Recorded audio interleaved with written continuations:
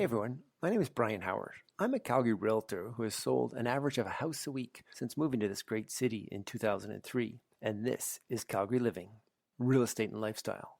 I'm interviewing Calgary's top performers as it relates to living and lifestyle in our great city. Some of the podcasts will be real estate decisions specific, but most will be about life in Calgary and why we choose to live here, or at least why you should visit. Thanks for tuning in. Hey folks, neighbors, Calgarians, it's Brian Howard, and today on the podcast, Living in Calgary, Real Estate and Lifestyle, I have my now friend, Jan Damery, on the show. Jan, welcome back. How has it been? You're just a week or two away from becoming our new mayor. I am saying that more and more. I am the next mayor. It is an amazing adventure. The power of the mindset. Jan, what have you learned since our last conversation? I think that we spoke, it might have been May or June, and interviewing various mayoral candidates and stuff. And you were my very, very first. I was blessed. I mean, and we live about 10 blocks away. Yes. So it was only fitting that you were my first in terms of this. And tell us some of the things that you've learned, you've seen. Were there any surprises along the trail? And what are we? We're about, I think, 12 days away from election day when Calgarians say yes to Jan. Yeah, it's been an amazing experience. And I think has been so just energizing for me is meeting new people. I love to meet new people, really listen what's on their minds. And we know many of our neighbors and friends, Brian, have really struggled these last 4 years, and they need hope, and they're looking just kind of for just optimism, and they want to feel safer. That's actually been the most surprising. But then when I reflect and think about what we've endured with COVID, how unsettled all of us, and there needs to be a real commitment, I think, to leadership going forward, a plan that can actually move us out so we can be this amazing city, regain our confidence. That's the leadership I'm offering. And every time I talk with people, I had one of the most profound conversations with a young Asian woman who she was very quiet on the call. And then she said, you know what, Jan, I'm afraid. And then we talked more about that. And we talked more about my vision for this city. And she said at the end of that conversation, Brian, Jan, I feel less afraid talking to you. Nice. That's the power of leadership. Wow. Fantastic. Cool. And so as you've gone down, I mean, how long has it been since you started thinking about like becoming the leader of our city? Was it been a few years or months? It's been a year. It's been a year. So that first fateful conversation happened about a year ago. And and then you threw your name into the hat 6 months ago or thereabouts? May 4th was the day. May the 4th be with you. May the 4th be with you. And has there been any surprises along the way? Countless. The big surprise is the roller coaster ride this is. And it often happens, the dips, hourly, Brian. You're constantly getting fed with data. You're constantly getting fed with what people like about you, don't like about you. I have an amazing team around me. This too, right, is about leadership. It's never about me. It's about how can I build an amazing team that we can accomplish things, and how they buffer me, particularly through the ugly social media comments. As you have gotten to know me, I speak my mind. You know where I stand on things. Apparently, a lot of people don't like that. Wow. Yeah. I just couldn't even imagine like what it would take to like put yourself out in public office like these days with well, you poke at it. Have you seen our mean tweets? I don't know if you know. No, I just avoid most of everything. We've taken a parody of mean tweets. Like, it is vile. Really? Like, like, so you're mean tweets. What do you mean? Are you having fun with that, or like I don't even know what you're talking about? It, right? But you expose it. This is what I've learned. It's hard. A lot of this stuff lives in the shadows, and we have to expose it. I mean, I'm tough. And I'm very committed to the people of our community, making sure that we build a city where everyone sees opportunity. So that's what fuels me. So I say, bring it on. Wow. And how's, in terms of conversation and where we may go with this, do you have any, I have some thoughts or ideas on where I'd like to go. Where would you like to go? What, in terms of, we got another 5 or 10 minutes. Yeah. What would you like to share with our listeners and primarily our neighbors here in Altadore? Is there anything that you'd like to share, what you're seeing? Why a slant on why we should be voting for you, Jan?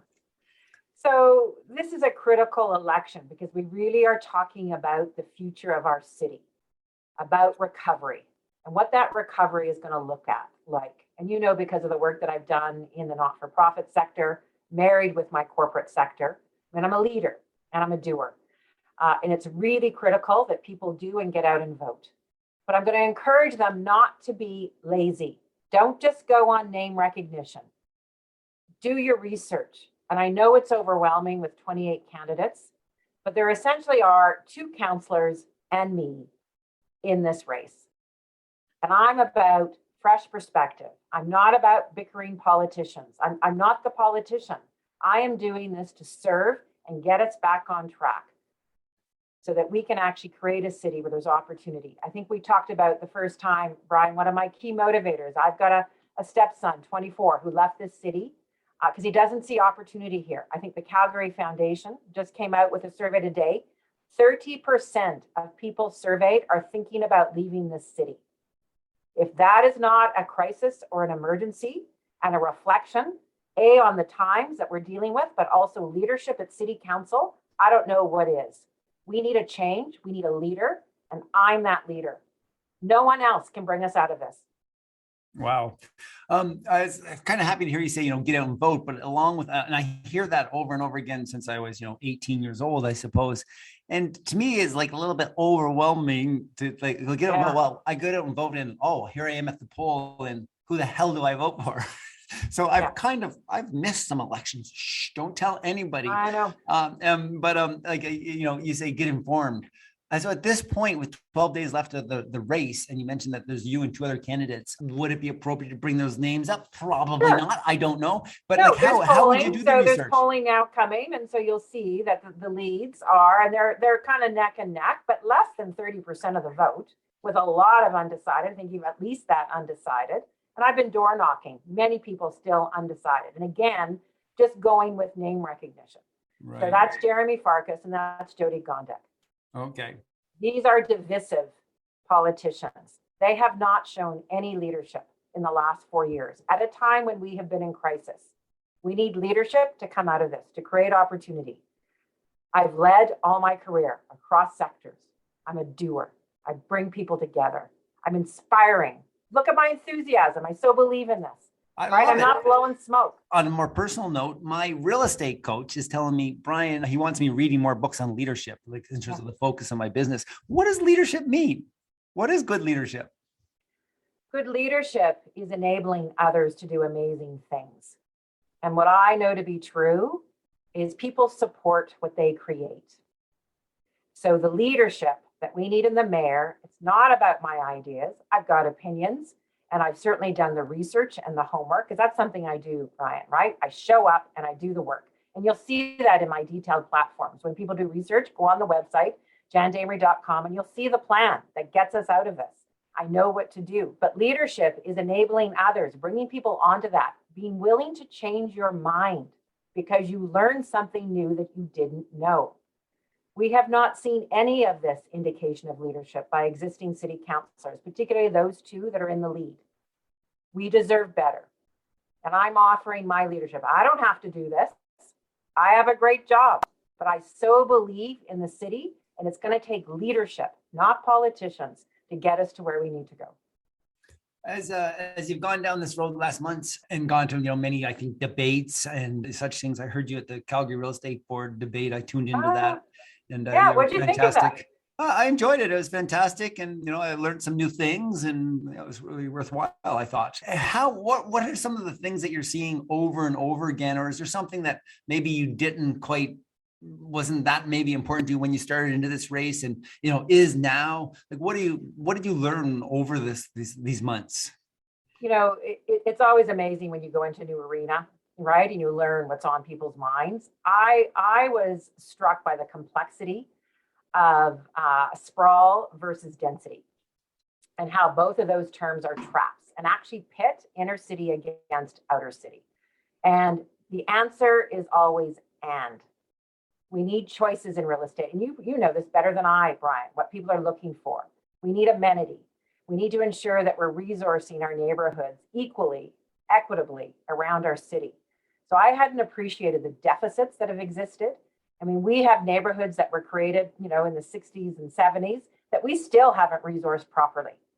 And we've got schools closing, I think in Scenic Acres, that are closing after 20 years because we're not regenerating these neighborhoods, yet we still go out and build more. We can do that, we have land, but there's an affordability question.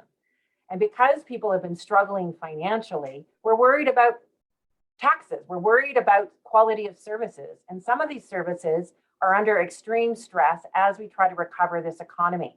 So we've got to balance, but we've got to make sure people have choices.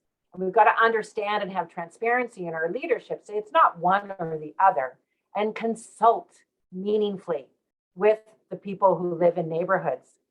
Our homes are personal to us. And to have something imposed at a larger regional area, I'm talking about the guidebook, of course, way offside. We need to do that over. We need to start with neighborhoods. We need to talk about the challenges. What would density look like in Altadore? And I know this is a hot topic in our neighborhood because people don't like how the density is happening.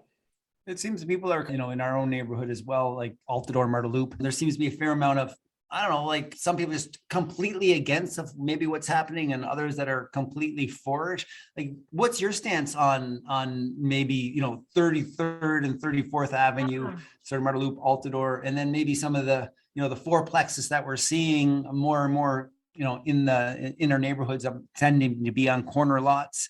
Yeah. Right across the street from me recently, there's a bungalow that was sold and there was a development permit plan put in place. The builder would like to tear down the bungalow, put in 2 detached homes with garage suites on top of with garage suites. So it'd be 4 families living on that 50-foot lot. What are your thoughts on that in our neighborhood? Yeah, I think if it's done well, because I think sometimes it's even hard to know if a duplex actually is a single home or not.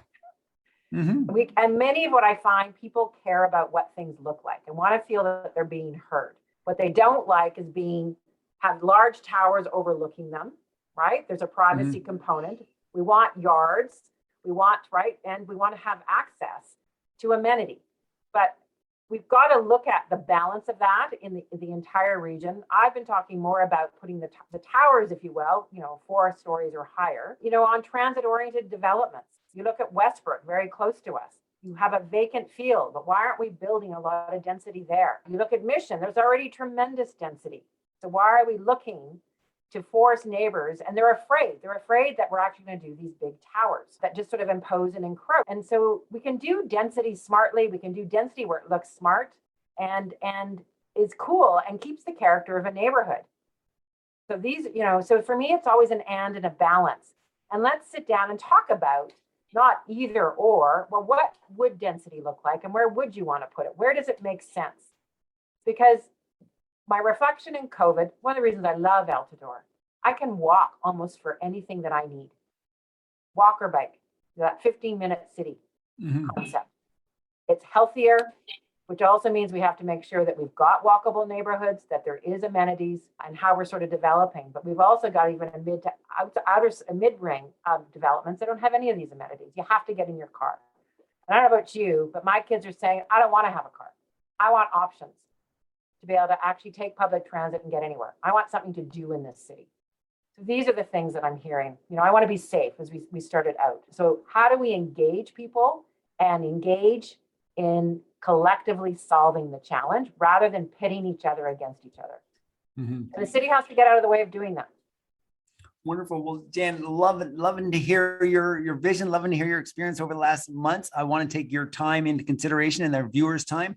How else we got 12 days. I want to share with you a couple of things, Jan, I've shared recently on social media, the power of mindset. And so I'm wishing you the strongest mindset as you forge into the next 12 days of this campaign that I don't envy you on, but I want to thank you again for your standing up and agreeing to be our next leader. And I wish you all the best in that. Jan, what's the best way for people to, maybe say vote yes or help Jane in the next 12 days? Yes, jandamery.com. But also there is a debate tonight that the Chamber of Commerce is hosting. 5:30. I think it's broadcast on Global. Tune in. You can get the link if you go on my website, jandamery.com/events. Donate, get a lawn sign. The election is not over, despite what you're reading in the polls. And what I always say about polling, there's only one poll that matters, and that's vote day. Good. Well, we're wishing you all the best. And thanks again, Jan, for taking time out of this busy time for yourself. We really appreciate it. Take care. Bye-bye. Bye now.